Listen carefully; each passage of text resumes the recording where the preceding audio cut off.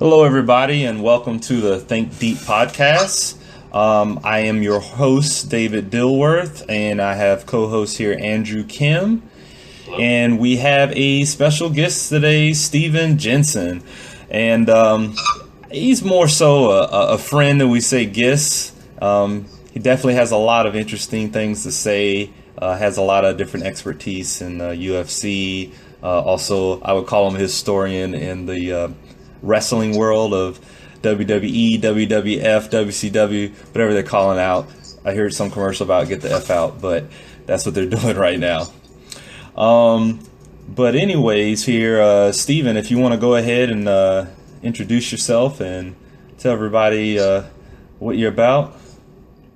Well, my name is Stephen. I grew up outside of Atlanta, Georgia, currently live in Nashville, Tennessee.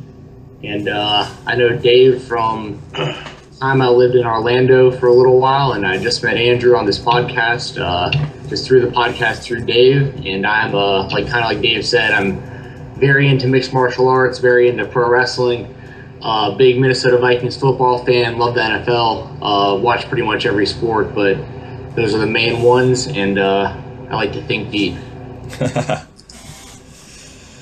All right, then. Well, there's a couple of things I kind of wanted to talk about today, and one of the first things is I was watching Netflix, and there was this TV show called was it In a Chef's Mind, I believe, with Chang Wang, I think is his name, but he's this chef, and he goes around different restaurants, and the first episode was about noodles. And I remember a while back that Andrew, he took me to this place in downtown Orlando called Pho 88 with different types of noodles. But after I watched this, like, immediately I wanted noodles.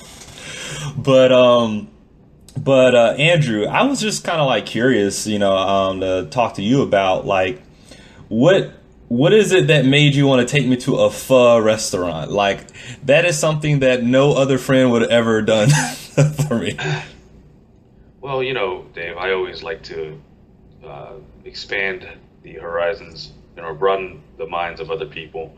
And one of the ways you can do that is through food. There's many different ways to do it, but it's just overall a way of exposure to a different culture.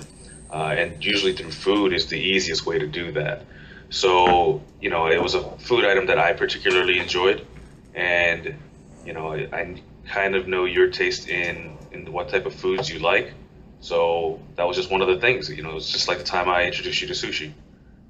That's true. You did introduce me to sushi. I gotta give you credit for that. Man, and I still eat it now, and I feel like the more and more I eat, the more I'm a stickler about certain things like you are. Like, I hate to be one of those, but it seems like, I'm just like, oh man, come on now, that's been sifted out. You got any bluefin tuna? Well, I mean, I'm not like that, but I do care about my food in terms of the quality and just the overall presentation, the whole experience. The dining experience is something else for me. Anyone can you can just go home and eat. It's just regular. But when you go out, it's got to be different. It's got to be special. You're paying money on top of that. In my opinion, generally speaking, a lot of markup. There's a lot of markup on food. Well, I shouldn't say a lot of markup. It depends on what kind of restaurant you go to. Obviously, the high-scale restaurants are going to have a lot more markup than your mom and pop's places. But regardless, you're paying more for food than you would at home. So for me, it's all about the experience, the atmosphere of the restaurant, the quality of the food, presentation, the service. But that's just me. Well, we're talking to a guy since before I met you would go to a parking lot and on my lunch break, work at a corporate job and, eating my McDonald's in my car and hoping that I can get rid of my box before somebody else visits my car. That's what you were dealing with. I would say the best thing that you did for me was maybe appreciate food. because when every time we would go out and have like different things, it's kind of weird. You got dudes going out, I guess, from an American's perspective of it there, and but you just had this passion about food, and you would have like these experiences. And one thing that I think I learned about it was, I think that a good meal, like it's kind of like this. A 30 minutes at a hot dog stand with an interesting person is always better, than an hour at the best fine dining place with someone you just can't stand. It's all about company to me when it comes to a great meal. And so I think that's what I've kind of learned through you and kind of like over time about that there. I know that me and Stephen, we go to Applebee's and, maybe try to sneak a drink or something, but not that we ever, drink to the job, allegedly.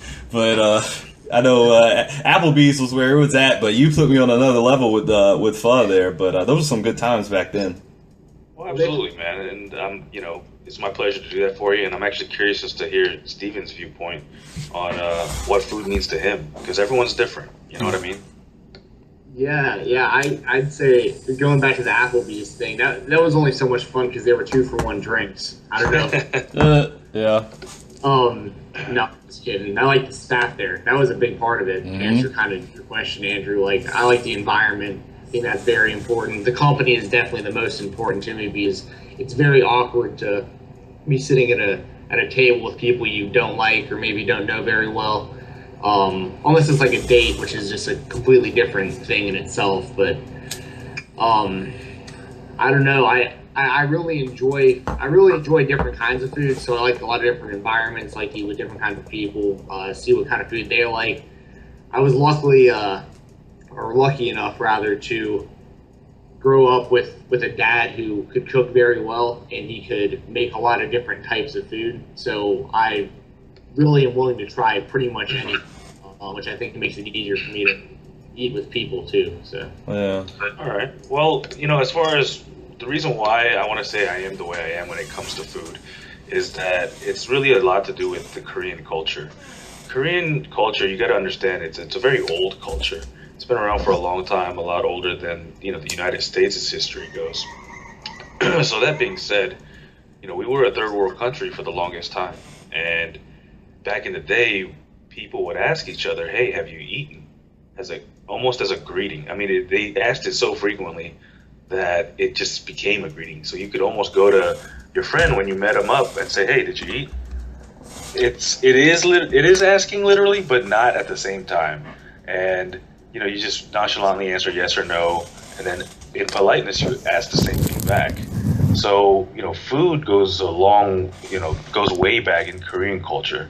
So when I see food here, and even growing up, keep in mind I grew up here in the United States, but I was raised in a Korean household. So that being said, when we were at the dinner table, no one spoke unless spoken to, and the TV was turned off, and no one ate until the head of the family ate first. So in that situation, it was my father. When he picked up his chopsticks and put them into the rice or whatever he was deciding to eat first, that's when everyone else was allowed to pick up their chopstick and eat as well. So there's a lot of culture in food in Korea, and not only in Korea but in other countries as well. I mean, if you look at society, or let me rephrase, if you look at the world and look at so many different countries, there's a lot of different festivals and holidays that are based around food. Now, in the United States, you can only really think of one, which is, Thanksgiving. There's not, I wouldn't say there's like a food culture, and that's not everywhere. For example, in the South, if you grew up in the South, you're used to grandma cooking, going over to Sunday, to go to grandma's. She's got fried chicken ready for you and baked a pie with some homemade wine. Hey, if you don't like fried chicken, there's something wrong with you. But that's what I'm saying is like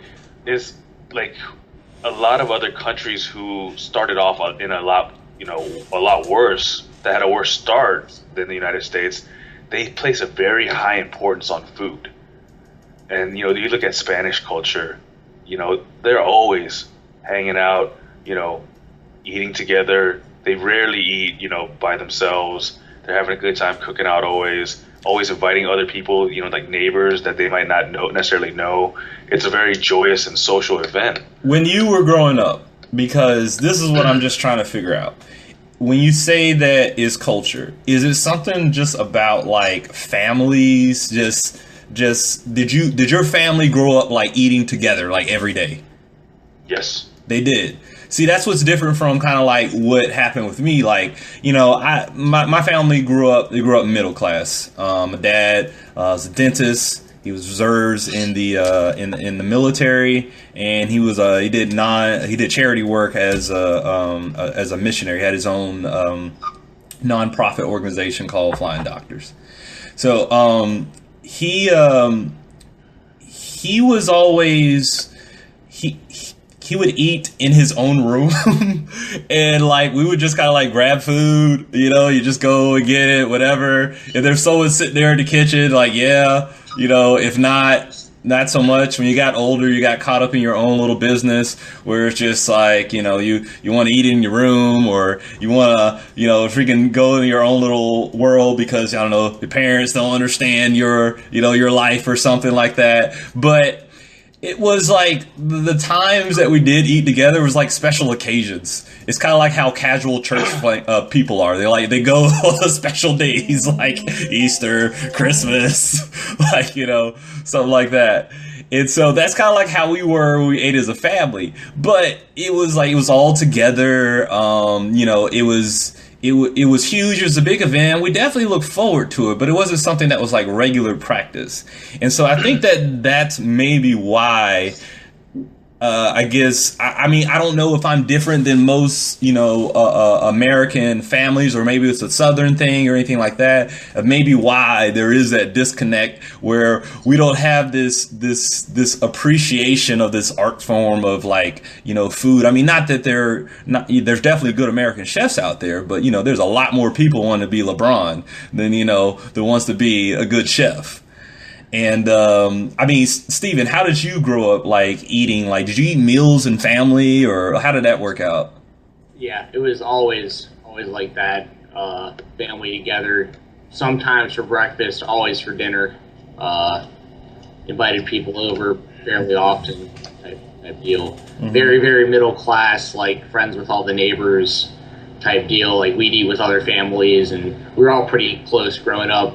We had a lot of kids that were relative to my age and my brother's age too, so we were all kind of like a small community growing up, which was really nice. Yeah. Interesting. Did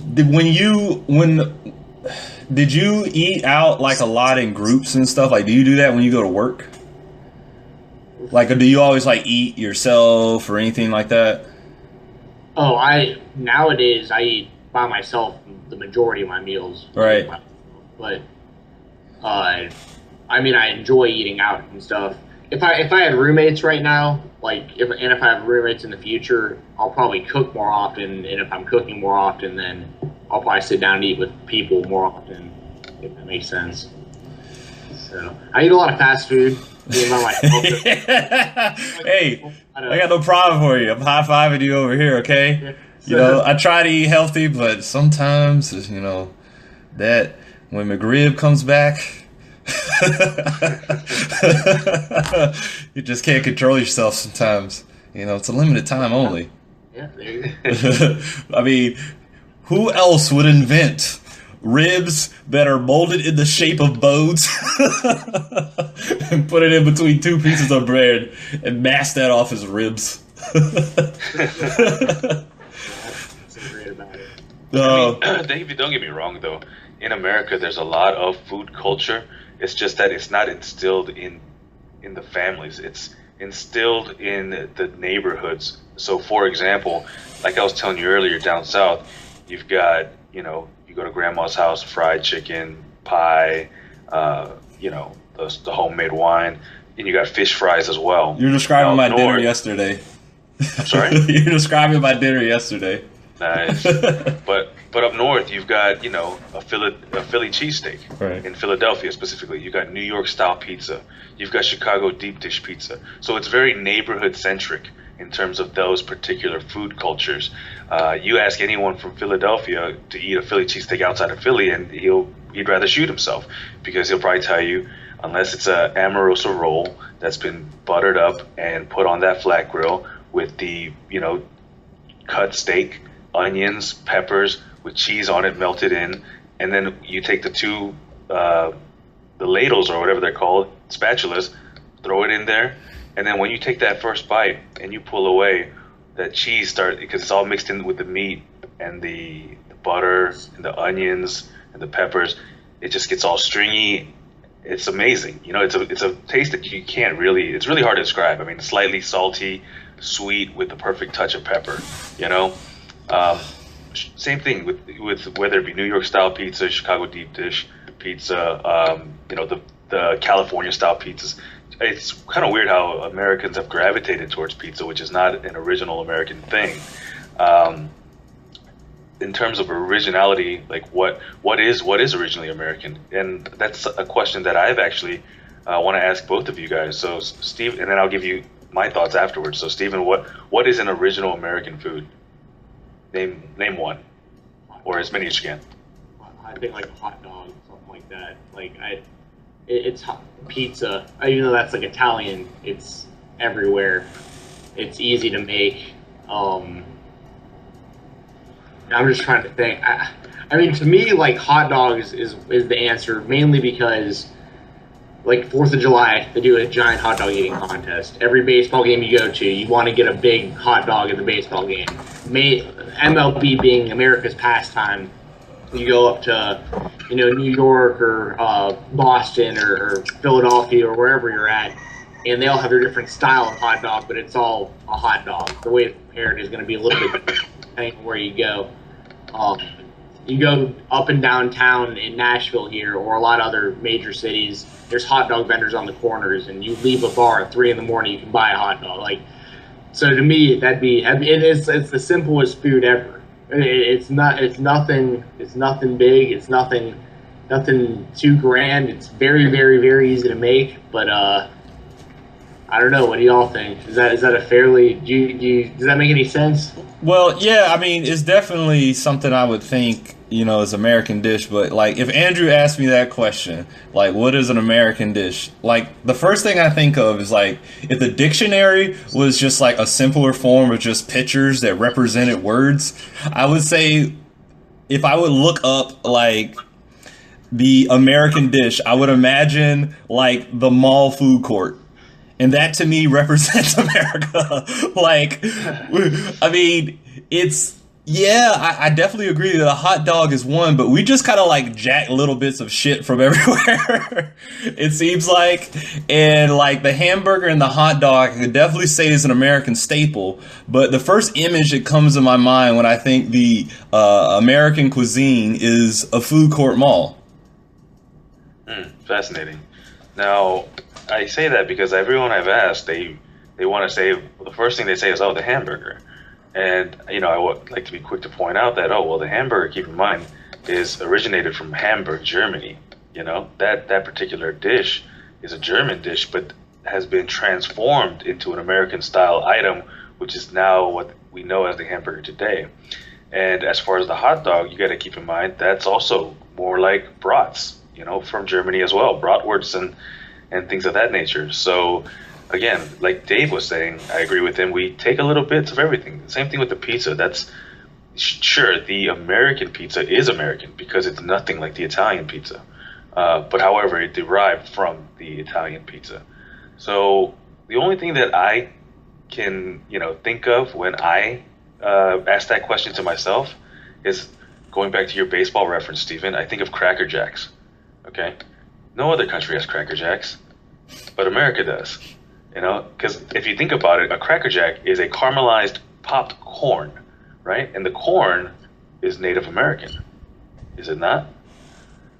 So, thus, no other countries would have that until we started exporting the corn. And then another one would be corn dogs, okay? Again, using the corn, You go to another country. I mean, granted, now of course you can find corn dogs, but generally speaking, people don't eat corn dogs there in other countries like we do. I mean, you go to Costco, you can get a package of corn dogs, like 30 corn dogs for like $10, you know? So those are the two items that I think of: corn dogs and Cracker Jacks. Yeah, that's definitely interesting. I never looked at it that way, and I mean, I feel like when you talk about native when it goes to corn, maybe there's something to why that's being subsidized and it's put in a lot of our food of corn. Maybe that is truly American. Absolutely. And another reason, I don't mean to cut you off, Dave, but another thing that has corn in it that is truly American is bourbon whiskey. Mm-hmm. Now, bourbon whiskey, oh yeah, to be considered a bourbon, in 1964, the Congress of the United States enacted what's known now as the Bourbon Act of 1964. And so to be a bourbon, the recipe has to contain at least 51% corn. And then after that, it has to be, it cannot go into the barrel at a higher than 125 proof. And it has to be stored in a virgin white oak charred barrel.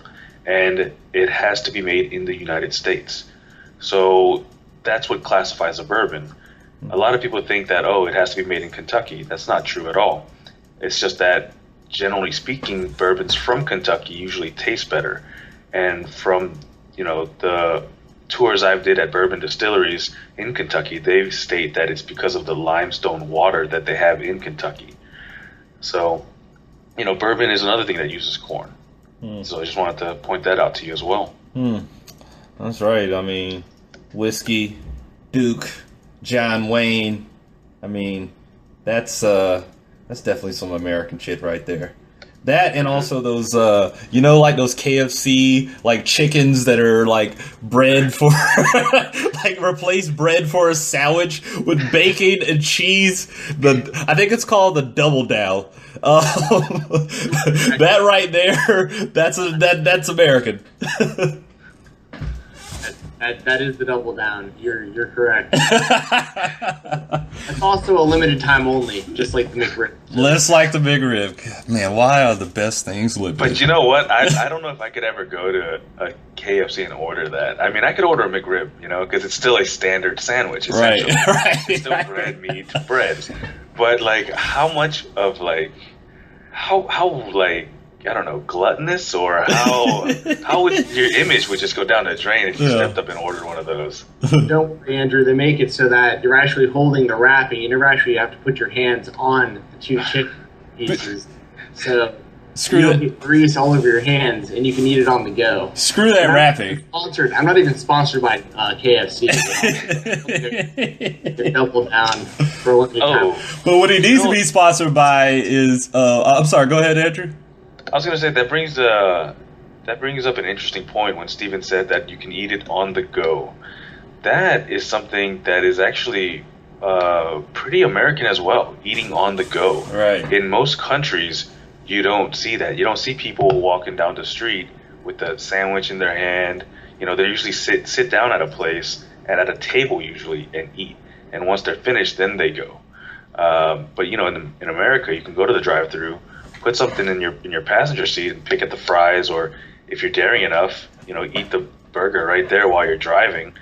And it's very common. You can look over and see someone, and depending on your personality, you might think, oh man, that's just that's kind of gross, or you could think, oh, he's having lunch.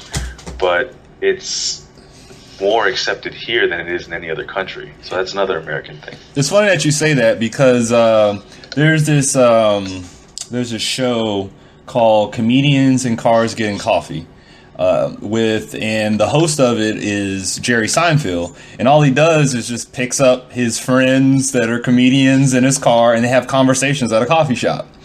And his first episode, he had Larry David on there, writer of Seinfeld, who's who I guess George Costanza is supposed to be about. But one of the things that he talked about was the writing process when it came to the show of Seinfeld. And Jerry was like, why did you just like lock yourself in a room and just smoke a fat cigar for like an hour? Like, what was the point behind that? You would never let anybody in. Like, what's going on with that? And he goes, why not a cigarette? Why cigars? And then he goes, and this is his response. He goes, when I think cigarettes, that personality and the whole demeanor about smoking cigarettes is anxiety. It's about quick in huddles, you're out. He goes, it screams anxiety. He goes, when you smoke a cigar, it's a man who appreciates time. He lays back and he's not in a hurry. You know, he goes, you don't see cigar smokers in a hurry. So he goes, that's why I prefer cigars over cigarettes. And that was one of the things that that he said. I was just like, I've never really thought about it that way. But he knew that if he sat back in his chair and he smoked his cigar, it would force him to appreciate time, and he would think about different ideas for the show. Absolutely. It's funny you mentioned that, because as a cigar smoker myself, I do appreciate that, and I completely agree with it. You know, if you think about it this way, any 18-year-old kid who just became 18 can go into a gas station, point at a pack of cigarettes, and or even say, give me the cheapest ones, and smoke a cigarette for the first time. However, you wouldn't want to ever, not knowing what you're doing, going into a cigar bar, just randomly pick out a cigar and smoke it. You know, because they're not only are they a lot more expensive, but there's a wide variety of flavor profiles that cigars offer, ranging from the, mild, medium, and full-bodied cigars. So if you're a newbie and you go in there and you accidentally grab a full-bodied cigar, you're not going to like it, and it's going to, chances are you're not going to like it, and it's going to destroy that event for you. And, that's a shame if that happens, because cigars generally, if you're smoking anyways, smoking cigars is one of the nicest things that you can do that's out there. What are your thoughts on that, Stephen? I agree too about the cigars. I enjoy cigars myself. It's been a while though since I've smoked, a fat cigar and really sat down for a long time and puffed on it. But yeah, there's definitely a lot of different range and flavor, and I know me and Dave had a buddy, a guy Austin, who everywhere he went he had cigars on him, like just cigars. Like he was just hoping that he was going to be able to sit down with a group of people wherever he was at, and someone would want to light a cigar up. I would love to have a podcast with Austin. Oh, dude, y'all need to have. That is a very interesting person. Yeah, in a good way. In a good way. There's no one like Austin. Yeah. Very good dude. Now it's bringing back all these memories of when I lived in Daytona Beach. Crazy. Yeah. But that was part of that kid's life. That was part of his lifestyle. It was like cigars, motorcycles, guns. That was pretty much it. And yeah, good dude. That's funny. Oh man. I'm trying to think of, there was something that you said, Andrew, that kind of resonated with me. Oh man, I'm trying to remember what it was. But at any rate, there was one of the things I also kind of wanted to bring up here was that there was a Bellator fight last week with the guys that I call like the legends of UFC. There's Quentin Rampage Jackson would come out with dog chains and power slam people like for real, like in a real fight, not in a WWF ring like this. He would do that for real. And then then Tito, which was like the first I think real face of the UFC before Chuck Liddell. And he was just like, he could have been as big as him, but he had a lot of knucklehead in him. Didn't seem like Dana White got along with him. And so it was kind of good to see the guys who were like the all-stars again fight. But for me, it's like, should they be fighting? Like, I have to ask you this. Rampage, I was looking at highlights, then I saw him on the fight. I'm like, he looked good, but he's an old guy. Are we talking Rampage or Tito, or both? We're talking Rampage first. Let's talk Rampage. Yeah, man.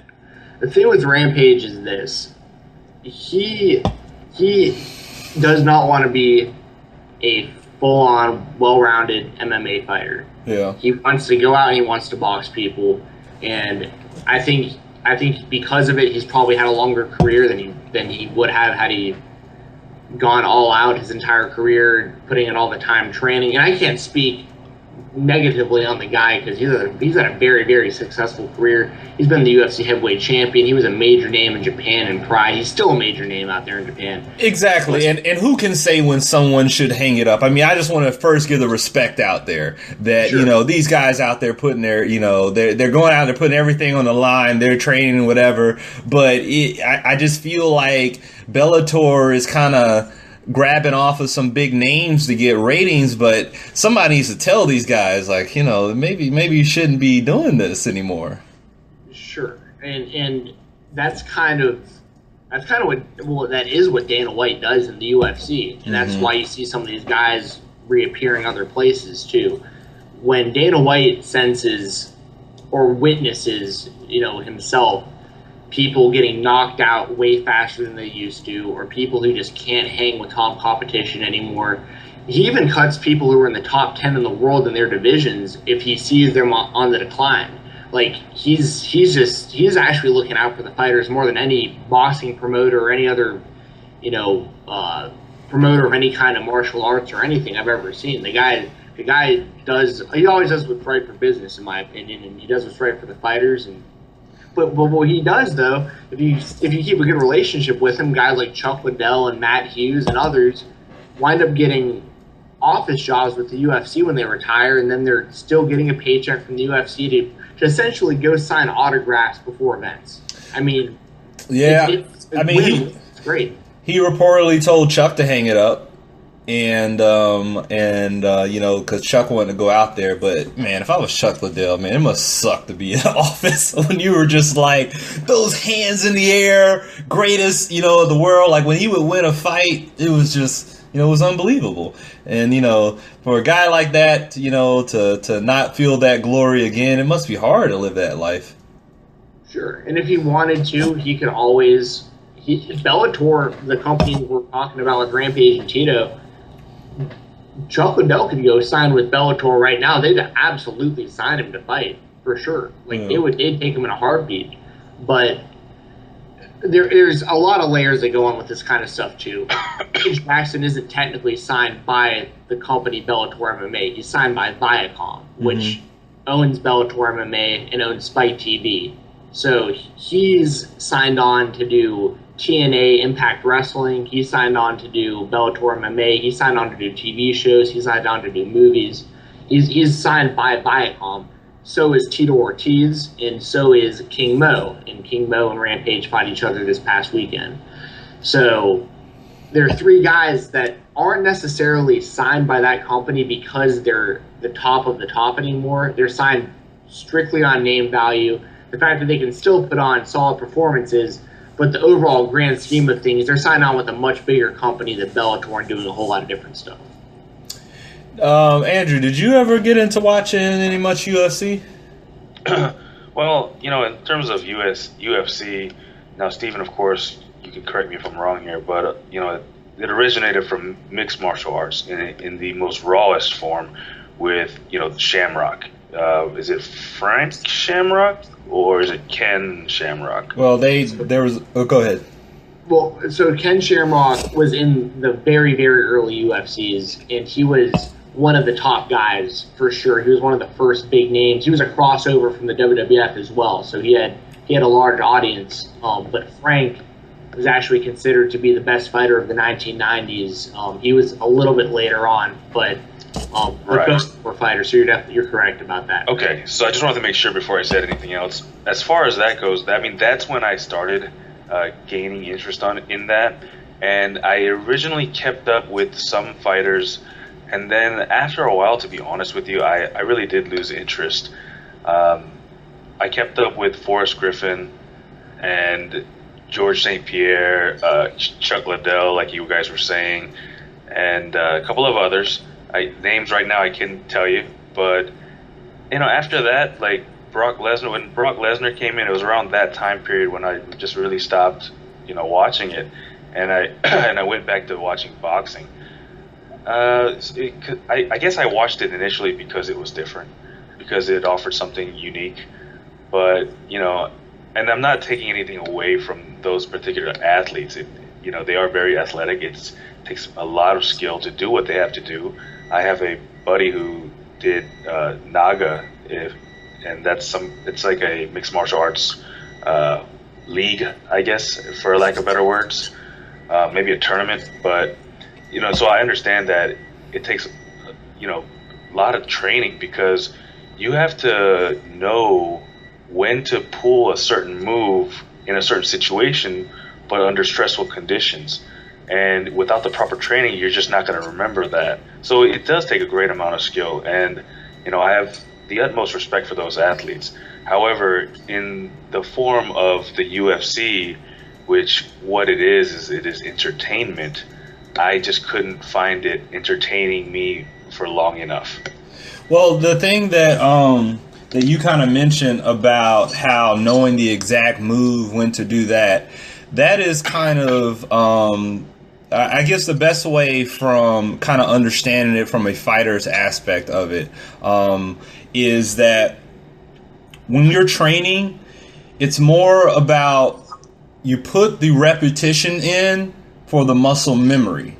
And so you're learning a technique. And so whatever the technique is, let's say a spin kick, and you're doing a spin kick over and over and over and over again, and you reach to the point where, okay, I know how to do a spin kick. But the thing is that what's trying to be instilled with you over time is that these become reactions. So you're thinking about doing the technique, but the goal is to eliminate thought and react. And that is kind of the interesting thing of seeing it on a high level. When you see to the point where there's certain type of things that are moves, and that was the whole thing before. When you have this thought, you have this clutter, and the thing is, the reality is someone is coming to hit you in the face. So the thought part of it is something that you kind of go beyond once you go to the professional level. So the thing is that martial arts has now developed faster in the past 10 years that it has done, like at this rate. We have learned more about it within the past 10 years than we ever had in history. We know what works. And I think a lot of it has to do with this community mentality of people able to see different things, what really goes off. I mean, for the longest, when I was young, and this is going to reach a point where this next generation is not going to even remember this or know this.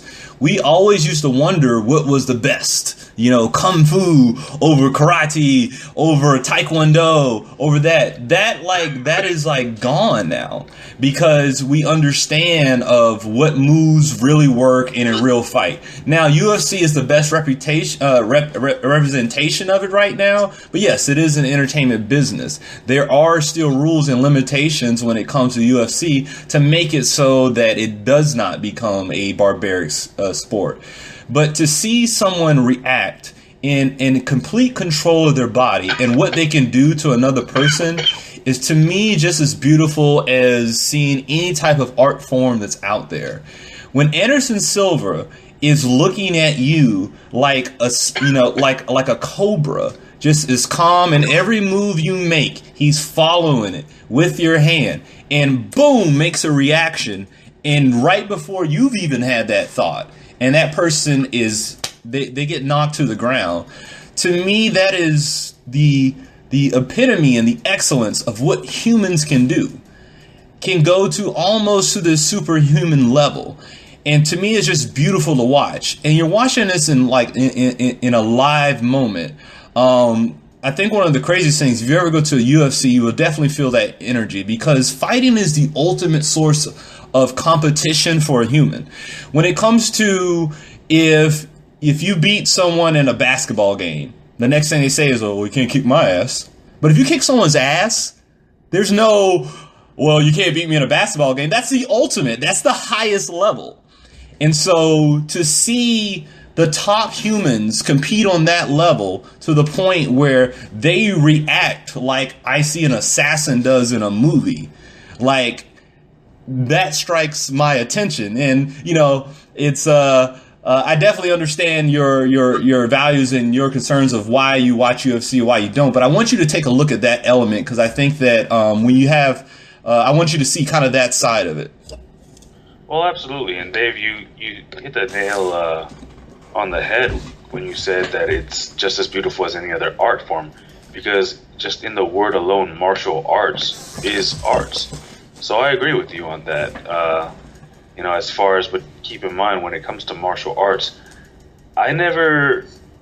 when people ask, you know, what's the best martial arts to learn out there, you know, and determining one competing against another, different, you know, styles of martial arts, I never really looked at that as a valid question, in terms of, just because each culture has a different form of hand-to-hand combat for whatever particular reason it may be, you know, depending on the opponent or just the philosophy of that culture in general. So UFC didn't prove anything to me, in my opinion. It, you know, it showed me what was most popular and what worked in a arena with set rules. But, you know, in a street fight, I think it could go either way. I'm sorry. Really do. I'm sorry I had to stop you here, because from a person who first started out practicing Taekwondo, all right? Right. And the basic standard punch in a Taekwondo punch is throwing from, and this is an audio-only version, so I'm going to try to describe this as best as possible I can for listeners out there. But you flow straight to your chest. Your arm on the other side comes out like a V, holding right to your hip, okay? So in this motion, you have nothing protecting your face. Nothing at all. You will get torn up in a real fight with this. And to kind of sell this as this is this is the most effective way, it's bullshitting. And from being in multiple fights, of growing up and you know, maybe a little scuffle there, and then also doing it on a competitive level, you kind of really want to understand what works. And do I feel that any fight can go either way? Yes. But a person who knows something with a person who does nothing, it's a very traumatic experience for the person who doesn't know nothing.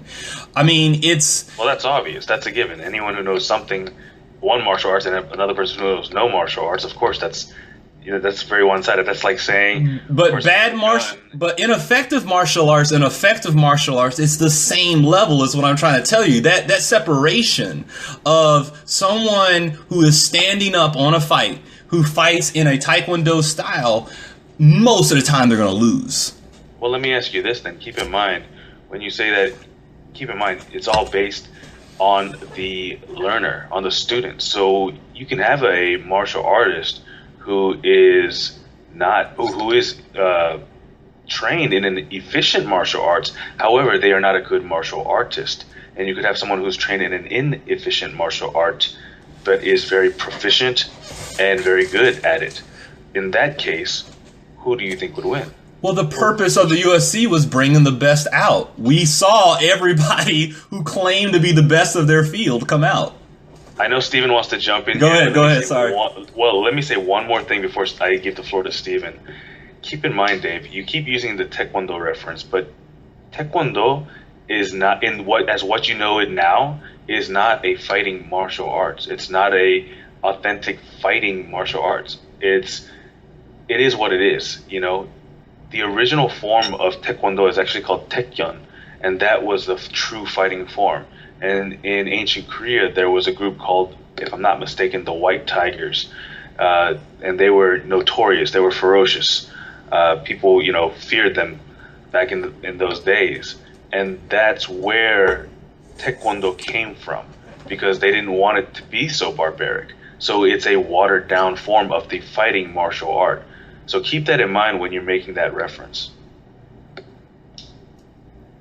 All right, Stephen, go ahead. All right, so a few things. I wish I would have taken some notes while everyone was talking, but so the UFC originally started with the idea, the whole concept being which martial art is the best. And the answer was pretty much Brazilian Jiu-Jitsu. Right. Because Royce Gracie went out and beat everybody at every weight class. Now, he was about 170 pounds, and he was taking out heavyweights with chokes. And there was nothing anyone could do about it. It didn't matter how big or strong you were. It didn't matter if you knew how to kickbox. If Royce Gracie got close enough to you, you were going to lose. And that happened the first few UFCs in a row when they were tournament style. You fought more than once in a night. He dominated. Now, that being said, his family's the one who started the UFC altogether, and they're the ones who wanted to show, hey, Brazilian Jiu-Jitsu is the best. We're going to create an entire organization based around trying to prove this. So that is how it started, and Brazilian Jiu-Jitsu really showed that is the most effective style of fighting if you can close distance, because you know how to stop people without having to punch. You're not taking any damage. Now, if you fast forward to nowadays, people aren't training in just one discipline, so you're getting people like John Jones is kind of the perfect example of someone who he started training all aspects of MMA pretty young, and he was the UFC heavyweight champion by the time he was like 21 or 22, or light heavyweight champion. So the sport has completely changed. It's changed from something that was a competition tournament of what style was the best, but now it's a straight up competition, just like any other athletic event you'd ever see. Now, that being said, if you were to put that up against like boxing, for instance, and I'm a boxing fan, and I still pay to watch guys like Mayweather, Pacquiao, Bradley, those guys fight, and I'll say this, just like Dana White does, I think if Ronda Rousey was to fight Floyd Mayweather, she'd destroy him. And that's a bold statement for someone to make about the best heavyweight boxer on the planet losing to a girl, but it's true. It's so, what they do in MMA is so complex, and there's so many aspects to it. Boxing is one aspect of MMA. Now, boxing is still a lot of fun to watch, and there's still some big names. And I think, Glory kickboxing is almost just as fun to watch as MMA. But once again, that's just kickboxing. The sport of fighting is MMA. And what keeps me interested in it now is, so you had guys like Chuck Liddell, like you were talking about.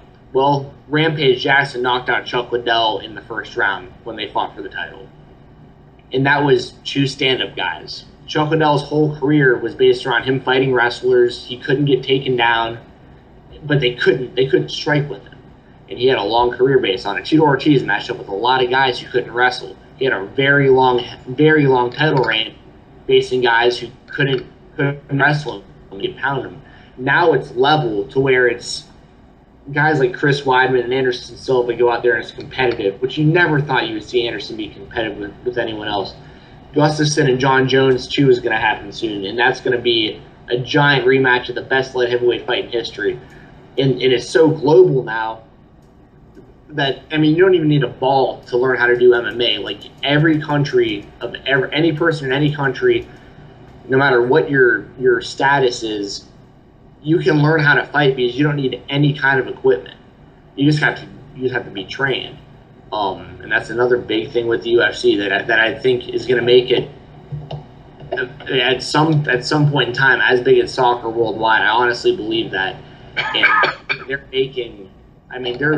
opening up the Mexican market right now. They're huge in Brazil, huge in Canada, obviously huge in the US. Brazil, China, Japan. They're all on board, and it's going to be one of the first true global organizations that we're going to have in a long time, that it's all on a level playing field. Do you feel that we're seeing the best fighters in the world now? No. We're not. The best could probably see up to this point, sure. Because I think a guy. Can you repeat that? That was a little choppy for me. Can you repeat that? Yeah, I think. Well, I'm saying at least up to this point, we're starting to see the best we maybe possibly can from now. Like, if you look at a guy like Cain Velasquez, I don't know how anyone in the world beats this guy. It's happened, but it was almost like a fluke almost. I mean, but the thing is, we're still on the tail end of this being brand new and based on style versus style that haven't come completely full circle yet on that group of kids who were 10 years old in 2005 and they saw The Ultimate Fighter and they saw Forrest Griffin and Stephen Bonner slug it out, and then they started training everything. And maybe fast forward 10 years, that kid who's been training every discipline for the last 20 years or whatever it is, now he knows everything. And you're not getting just guys who started in one aspect of it. You're getting kids who have learned it all from a young age.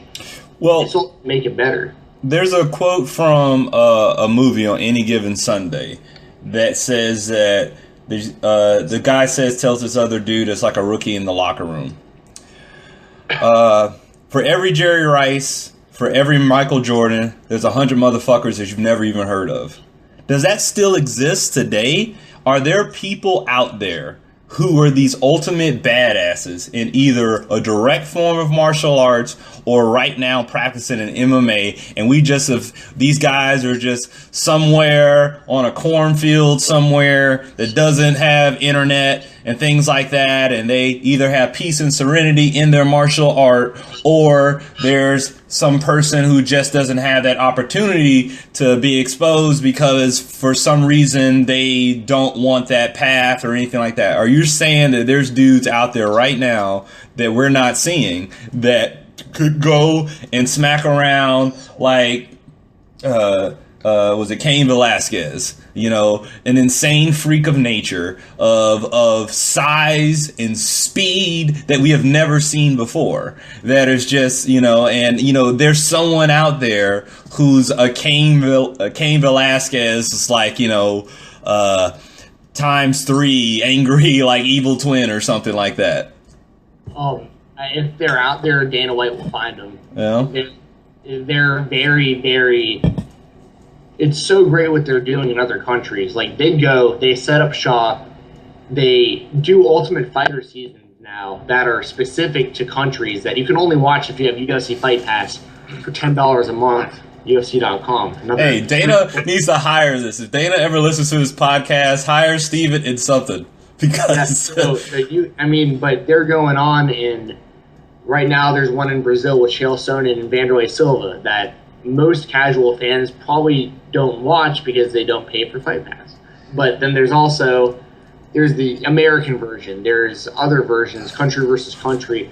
They're about to do one in Mexico, Cain Velasquez versus Mauricio Verdum, and it's filmed in Mexico, and they're going to fight for the heavyweight title in Mexico when the season's over. I mean, they're going out and they're finding the best fighters in the world, literally. And they're going out and getting them. They have fighters coming in from the Middle East that they went out and found that are, 10-0 or whatever against the people that they're just standing around beating up in whatever little organization they're in. UFC will go out and find them. But that being said, you're going to start seeing other guys like, I know Andrew made the reference to Brock Lesnar. I think Brock Lesnar would have been the greatest UFC fighter of all time had he been healthy and coming right out of college. That guy, that is the definition right there of what you just described, Dave, of just a super freak human athlete.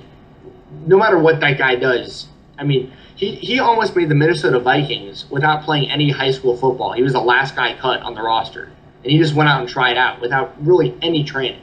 He went out. I mean, you know what I'm saying? Like, there are those guys out there, but it'll be a while before. I mean, I think Brock's the most incredible athlete of our lifetime, to be completely honest, but I'm also biased. So. Well, that's my question for Andrew, is that, do you disagree with that? Do you disagree that there's people out there who are devoted to their task of their martial arts that right now could go into the UFC and manhandle the champion? Well, I mean, I don't know. I don't have an answer for that because... Who knows? There could be somebody, but that's something we'll never know. It's one of those, hypothetical questions that will never be answered. Because I definitely get what you're saying about how the UFC with the pageantry, the lights, the explosions, the ratings, the art part of it is being lost of what essentially martial arts is about. Either making boys better men, having a better discipline and all that, and kind of have an inner serenity about oneself. And I definitely feel that the UFC is doing that. I think, I don't know if the UFC is improving that or hurting that, and some may say on the outside looking in, who appreciates the art part of it, may think that that is hurting that. My argument is that if we're talking truly man versus man of who is the best, I think that we are seeing that. To say that one martial art is better than the other, okay, I agree that it does not approve that. But what it does prove that a collection of different arts are more effective in a fight than one direct discipline. I would agree with that statement. Mm-hmm. Obviously, that just goes back to the original thing that we were talking about. I guess essentially it's the root of this conversation is the more you know, the better you're off. And which is kind of falls right in line with our Think Deep podcast. We try to promote deeper thinking, and regardless of what topic it is, whether it's something mundane or something complex, you just try to look at it from a lot of different angles, just so you can have the best information to make the best decision possible. So yeah, absolutely. The more you know, the better off you are.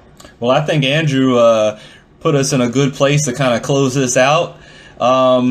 We are now kind of reaching our hour of our podcast here. Kind of what we discussed here, just for you listeners out there, is that we're going to start giving you content. We're going to do our podcasts on Wednesdays and Sundays, but they're going to be available for download on Mondays and Thursdays. So if you're a fan of it, if you're not a fan, please, as I always say, be nice. If follow us on Twitter at ThinkDeep Podcast with 1P at ThinkDeep Podcast. And Stephen, you have anything you want to plug here? Yeah, I'll plug my Twitter page. It's at now NAW _ world WORLD _ order ORDER. And Andrew?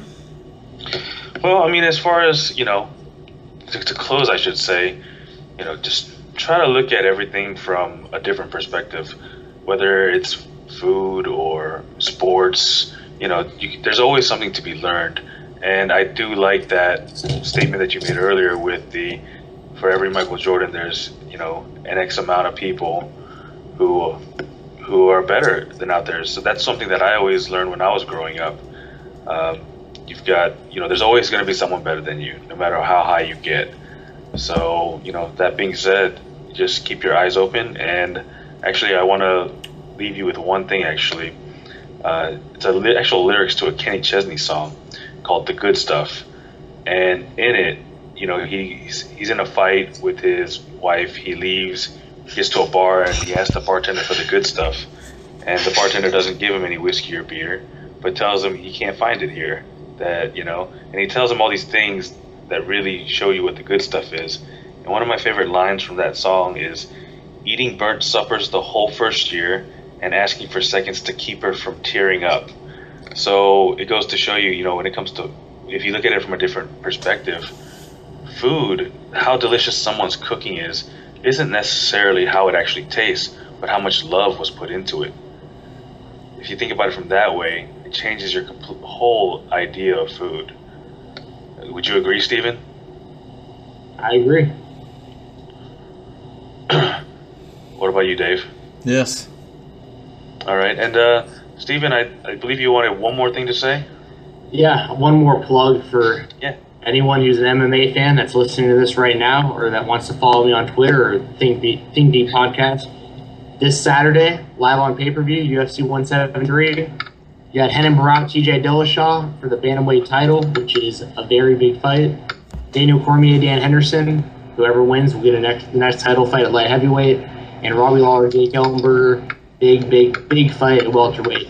big card this Saturday, UFC 173 live on pay-per-view. All right, guys. Hope you enjoyed the podcast. Subscribe at ThinkDeep Podcasts. Download us on iTunes. Have a good day.